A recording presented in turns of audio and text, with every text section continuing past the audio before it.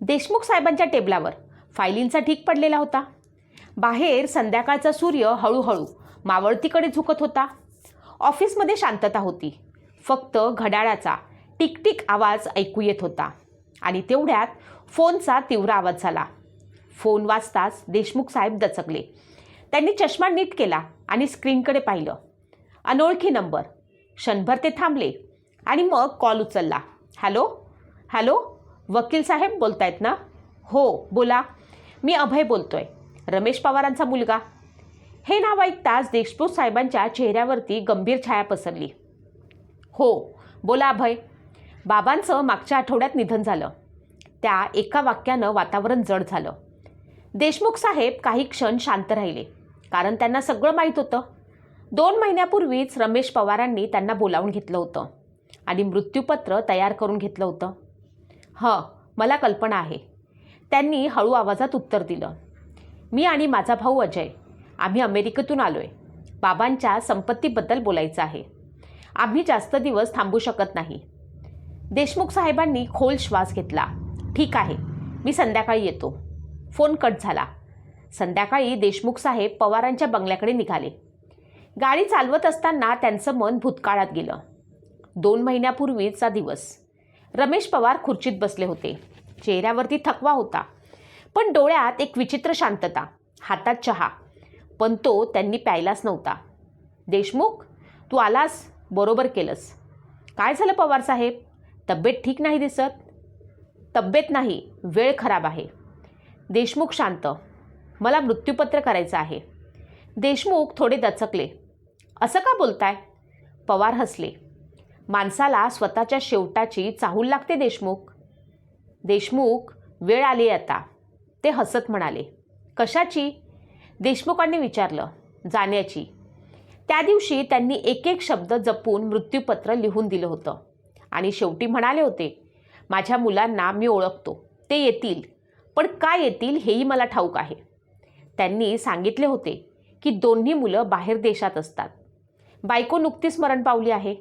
रमेश पवारांनी कदाचित त्यांच्या मृत्यूची जाणीव झाली असावी. ते एकटेच असल्यामुळे त्यांची तब्येत जरा नरम गरम असायची. त्यामुळे त्यांना मृत्यूपत्र तयार करायचे होते. बडी आसामी होती. बरीच संपत्ती जमा केली होती. त्याची रीतसर वाटणी करायची होती. त्यांनी एक पत्र लिहून वकील साहेबांच्या स्वाधीन केलं होतं.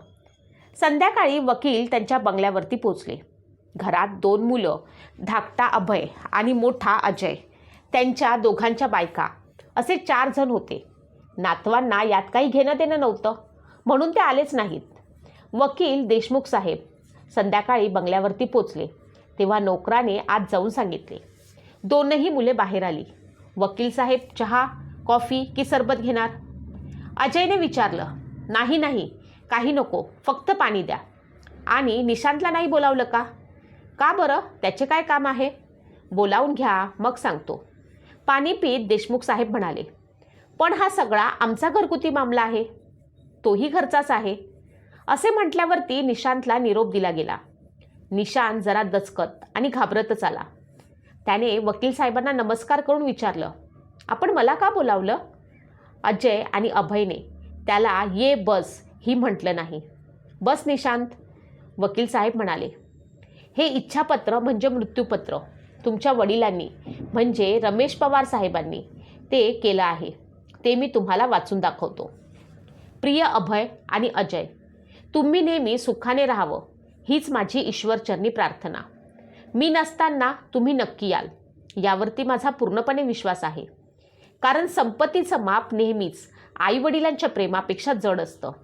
हे मी व तुमची आई दोघेही समजून चुकलो होतो. याची पुढे तुम्हालाही जाणीव होईल. तुम्ही माझ्या अंश आहात.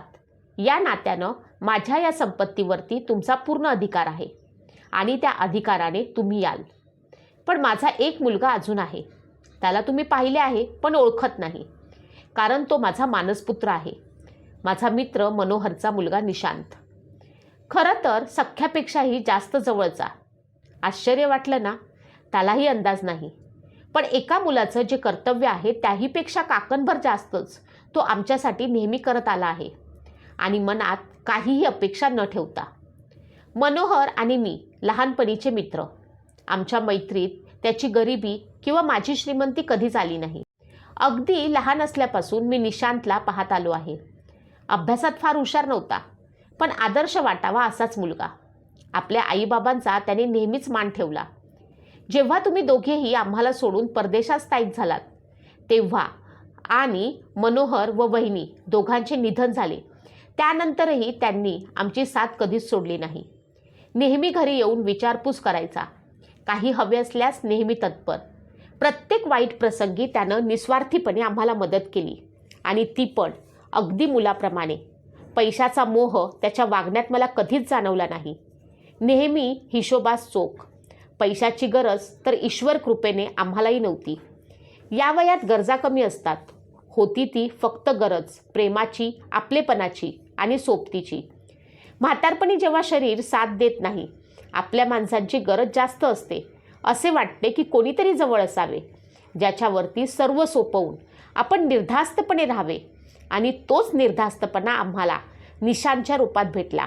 न सांगता त्याला आमच्या गरजा कळत होत्या. दर 2 दिवसांनी येऊन काही हवं नको तो विचारून जायचा. तुमची आई आजारी असताना त्याने आणि सुनबाईने तिची खूप सेवा केली. हिला जेवण जात नसेल तेव्हा तिनं प्रेमानं भरवलं. एक मदत हीच होती. सेवेसाठी पण स्वतःच्या आईप्रमाणे प्रेमाने करणारी लागतात. ती कमतरता त्या दोघांनी भरून काढली. त्या दिवशी तुमची आई खाटेवर पडलेली. तिचा श्वास जड झाला होता. निशांत तिच्या जवळ बसलेला होता. आई, औषध घ्यायचं आहे, ती हळू आवाजात म्हणत होती. नको रे, अभयला फोन लाव. निशांतने फोन लावला. हॅलो अभय भाऊ, आईची तब्येत खूप खराब आहे. तेव्हा अभय तू म्हणालास, अरे निशांत, मी सध्या मीटिंगमध्ये आहे, तुझ्याशी नंतर बोलतो. फोन कट केलास. निशांत मात्र बिचारा काही क्षण फोनकडे पाहत राहिला. त्याच्या डोळ्यात पाणी आलं, पण त्यानं ते गिळलं. आईकडे वळून म्हणाला, येतील आई, तू काळजी करू नकोस. ऐकता ऐकता आता अभयला आठवलं, माझ्या बाबांनी फोन करून सांगितलं होतं, तुझी आई खूप आजारी आहे. डॉक्टरांच्या मते ती फार दिवस नाही काढणार. पत्रात बाबांनी पुढे लिहिलं होतं, तिला सतत तुमच्या दोघांची आठवण येते. असे एकदा जरी भेटला तरी तिच्या जीवाला शांती मिळेल. पण अभयने अजयला कळवलं, तू जाशील का? पण त्यानंही सध्या सुट्टी नसल्याने जमणार नाही असे कळवले. वाचता वाचता वकील साहेबांनी दोन्ही मुलांकडे पाहिलं. दोघांच्या नजरा शर्मेनं खाली झुकलेल्या होत्या.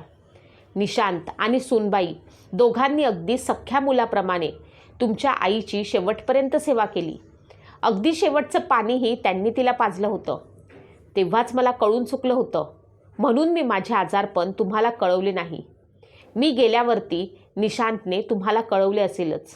तुमच्या आईची व माझी दोघांची शेवटची इच्छा म्हणून हे घर आम्ही निशांतच्या नावाने करत आहोत.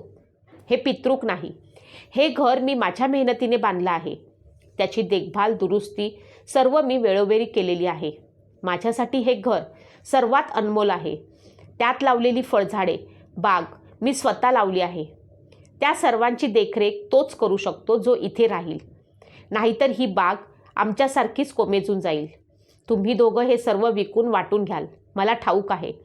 आणि तुमच्या आईचे दागिने आता त्यांच्या दोन्ही सुना कान देऊन ऐकू लागल्या. देशमुख वकील पुढे म्हणाले, तुमच्या आईच्या शेवटच्या काळामध्ये तिला तिच्या मुलांची आणि सुनांची तसेच नातवांची देखील खूप आठवण येत होती. तुम्ही यावे, तिने तुम्हाला पाहावे, पण ती सर्व कर्तव्य फक्त निशांतच्या बायकोनीच पूर्ण केली. तेही अगदी मायेनं, स्वतःची सासू असल्यासारखे. तिने तुमच्या आईला इतका जीव लावला की तिला असं वाटे की हीच माझी खरी सून आहे. म्हणून तिची इच्छा असल्यामुळे तिचे सर्व दागिने मी निशांतच्या पत्नीला म्हणजेच माझ्या सूनबाईला देत आहे. बाकी सर्व संपत्ती, जमीन त्यावरती तुमचाच अधिकार आहे. ते तुम्ही वाटून घ्यावे. तुमचे बाबा रमेश पवार. इच्छापत्र पूर्ण वाचून त्याची घडी करत वकील साहेबांनी दोन्ही मुलांकडे पाहिले. दोघांचे चेहरे लाजेने काळे ठिक्कर पडले होते आणि निशांत रडत रडत हात जोडत म्हणाला, नाही नाही वकील साहेब, मला यातलं काही नको. तुम्ही हे घर दादांच्या नावाने करून द्या. हे दागिने वहिनींना द्या. अरे, ही पितृ इच्छा आहे. तू त्यांची सेवा काही अपेक्षा न ठेवता केली. त्यांनी वडिलकी या नात्यानं आपल्या संपत्तीतून काही तुला दिलं आणि मी ह्यात काहीच फेरबदल करू शकत नाही. ही पवार साहेबांची शेवटची इच्छा होती.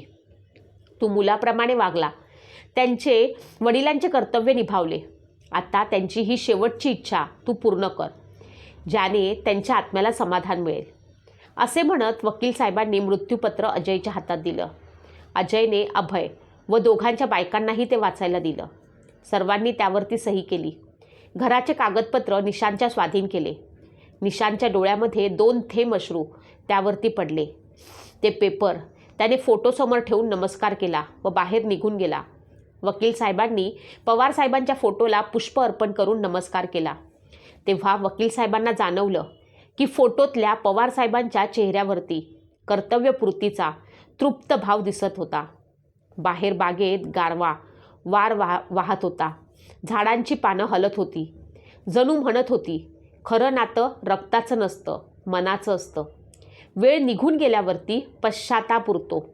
म्हणून आईवडिलांसाठी वेळ काढा, कारण शेवटी संपत्ती नाही तर आठवणीच सोबत राहतात.